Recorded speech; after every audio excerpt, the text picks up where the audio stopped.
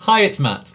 This is the Game Boy camera from 1998, and this is the box I've just made to drag it into the 21st century by letting me share its tiny pixelated photos onto my phone in just a matter of minutes. Yes, you heard that right. It's a Game Boy accessory made by Nintendo. It was my first ever digital camera. I've had it ever since, and I bloody love it.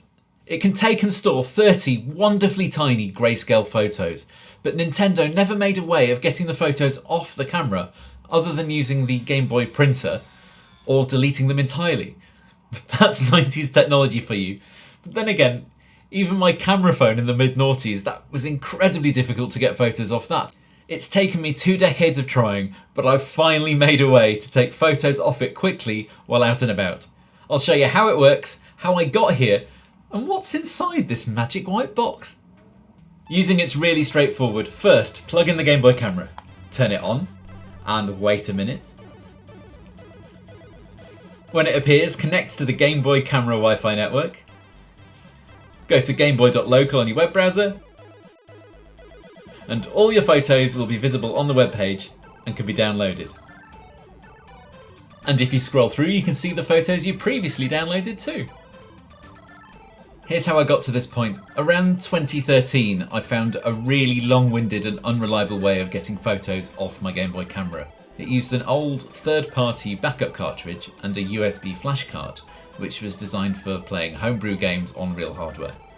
This meant I could finally back up and transfer off the time-lapse video I filmed of a rocket launch in 2001 that I really didn't want to delete, and then start using it again to take photos.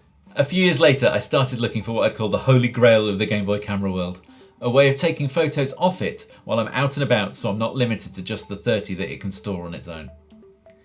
I'd seen a couple of portable devices, but they relied on emulating the Game Boy printer, and you'd have to print each photo to transfer them one by one, and that would take longer than the long-winded process I was already using. In 2018 it got better. I found the GBxCart RW, a USB Game Boy cart reader, which made transferring photos off only a 2-step process. But then I had a brainwave. I could make the whole thing portable using a Raspberry Pi Zero tiny computer and a portable battery bank, and then do it while I was out and about. Game Boy plugged into board. Board plugged into Raspberry Pi Zero. Battery, let's turn it on. We'll turn on the power bank. We should turn on the Raspberry Pi. So that's on. And that's now going to take the photos off this and then turn on a Wi-Fi network. Here we go to when I do, just got it there. Ta-da! But here's a photo I just took now.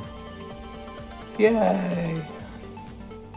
Which brings me to the beginning of this year, 2021, when I got a 3D printer. This meant I now had the ability to design and print a case, so the Raspberry Pi, the cart reader and the battery were all in one box. Let's have a look inside. There's a Raspberry Pi Zero W, which I programmed to automatically act as a Wi-Fi hotspot and download photos via the Game Boy cart reader whenever it's turned on. They're connected together using a USB micro OTG cable, which I shortened and shaved down the plastic around the connectors to fit in the box. And then for power, an Adafruit micro LiPo battery charger, a battery, and a switch. I'm still very new to 3D design and printing, but I managed to make the case in Fusion 360. I also saved some time in the design process by only printing small sections of the case every time I changed it. That way I didn't have to wait for the whole thing to print to realise that I'd done it wrong, and then design it again. The button is a top hat shaped print that sits on top of the switch and pokes through a hole in the case. And finally it needed labelling, so I did that with what I had to hand.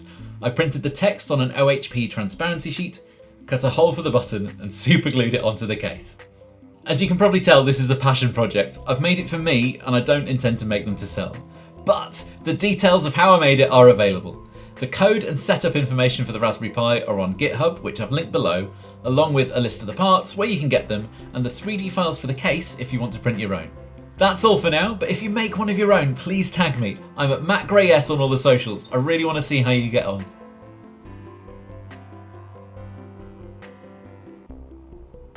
Oh, it got dark while I was filming this.